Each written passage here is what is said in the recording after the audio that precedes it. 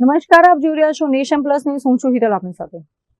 વૈશ્વિક સ્થિતિને પગલે કેન્દ્ર સરકાર દ્વારા એસ્મા લાગુ કરાયા બાદ વડોદરામાં ગેસની અછત હોવાની ગેરમાહિતી ફેલાઈ હતી. જો કે વડોદરા કલેક્ટર ડોક્ટર અનિલ ધામેલિયાએ આજે ગેસ ઉત્પાદકો, વિતરકો અને પુરવઠા અધિકારીઓ સાથે તાકીદની બેઠક યોજી સ્થિતિ સ્પષ્ટ કરી હતી. વડોદરા શહેર અને જિલ્લામાં ઘરેલું ગેસના 5,44,000 ગ્રાહકો માટે રાહતના સમાચાર છે. કલેક્ટર ડોક્ટર અનિલ ધામેલિયાએ IOCL, BPCL અને HPCLના અધિકારીઓ સાથે બેઠક યોજીને પુરવઠાનો તાગ મેળવ્યો હતો.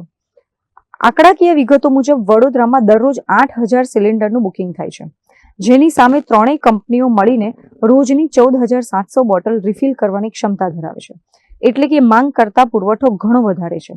કલેક્ટરે જણાવ્યું હતું કે ગેરમાહિતીને કારણે બુકિંગની સંખ્યા વધીને 12,000 થઈ ગઈ છે, પરંતુ ગભરાવાની જરૂર નથી. ઘરેલું વપરાશકર્તાઓને પ્રાથમિકતા આપી દર 25 દિવસના અંતરાલે સિલિન્ડર મળી રહે તેવી વ્યવસ્થા ગોઠવવામાં આવી છે. હાલની પ્રવર્તમાન વૈશ્વિક સ્થિતિને ધ્યાનમાં રાખીને ministry of petroleum and natural gas દ્વારા ગઈકાલે એક સૂચનાઓ પ્રસિદ્ધ કરવામાં આવેલી હતી અને એમના અંતર્ગત રાજ્ય સરકારે પણ સૂચનાઓ પ્રસિદ્ધ કરેલી હતી. હાલની તબક્કે આપણા જ્યારે PNG, CNG અને LPG આ ત્રણ બાબતે MOPNG દ્વારા અલગ અલગ સૂચનાઓ પ્રસિદ્ધ કરવામાં આવેલી છે. LPG માટે વિશેષ કરીને અલગ અલગ તબક્કે માહિતીઓ, મિસઇન્ફોર્મેશન પણ સ્પ્રેડ થઈ રહી છે. આ તબક્કે વિશેષ આપણે આ ત્રણેય કંપની જે ઓઇલ માર્કેટિંગ કંપનીઓ છે એમના IOCL, BPCL અને HPCL એમના રિપ્રેઝેન્ટેટિવ સાથે આજે મિટિંગ પણ કરી અને મિટિંગની અંદર એમના સ્ટોક પોઝિશન વિશે ચર્ચા પણ કરી. હાલના તબક્કે આપણને LPGની પૂરતી આપૂર્તિ થઈ રહી છે, એમના સ્ટોકની અંદર ક્યાંય તંગી નથી. માત્ર ઘરેલું વપરાશ માટે આપણે પ્રાથમિકતા આપવાની છે. સાથોસાથ દરેક કન્ઝ્યુમરને આપણે 25 દિવસના અંતરાલ ઉપર સ્ટોક પ્રોવાઈડ કરીશું. ઓનલાઈન રજિસ્ટ્રેશન કરાવવું જરૂરી છે, એટલે આ કિસ્સાની અંદર ઓનલાઈન રજિસ્ટ્રેશન પણ કરાવડાવે. ખોટો પેનિક સ્પ્રેડ ના થાય એ બાબતની તકેદારી તમામ કન્ઝ્યુમરે પણ રાખવાની છે, એજન્સીએ પણ રાખવાની છે. મીડિયા મારફતે પણ લોકો સુધી સાચી માહિતી પહોંચે એ દિશાના પ્રયત્નો પણ કરવાના છે. જે આપણો LPGનો સપ્લાય છે એ ત્રણેય OMC મારફતે આપણને પ્રોવાઈડ કરવામાં આવે છે. ડોમેસ્ટિક આપણા જે કન્ઝ્યુમર છે એમના માટે આપણે પ્રાથમિકતા આપીએ છીએ.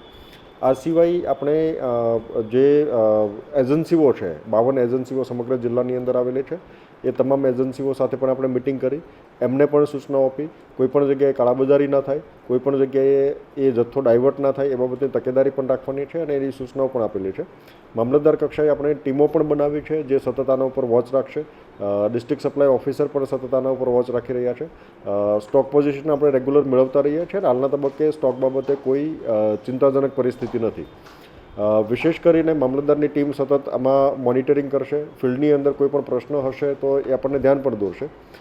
સાથોસાથ આપણે એમનો રેગ્યુલર ફિલ્ડના ડેટા પણ આપણને મળતા રહેશે, જેથી કરીને કોઈ અન્ય સ્થળે પિલફરેજ થતું હોય અથવા તો બ્લેક માર્કેટિંગ થતું હોય તો આપણા ધ્યાનમાં આવે અને એમને આપણે જે વિવિધ કાયદાઓ છે એમના અંતર્ગત સખ્ત કાર્યવાહી પણ કરીશું.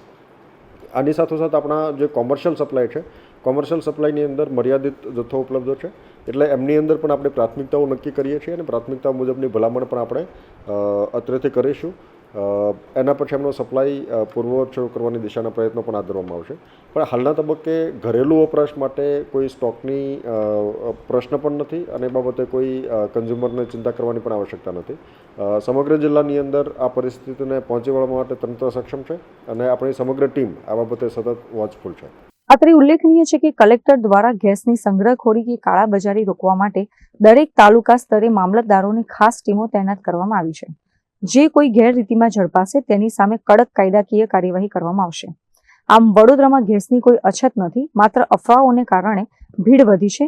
તંત્ર સજ્જ છે અને જનતાને શાંતિ જાળવવા અપીલ કરવામાં આવી છે.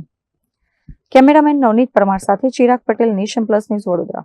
સમાચારોનો સતત અપડેટ મેળવવા માટે અમારી નેશન પ્લસ ન્યૂઝની YouTube ચેનલને સબસ્ક્રાઇબ કરો, બેલ આઇકન દબાવો અને જોડાયેલા રહો Facebook, Instagram અને Twitter પર.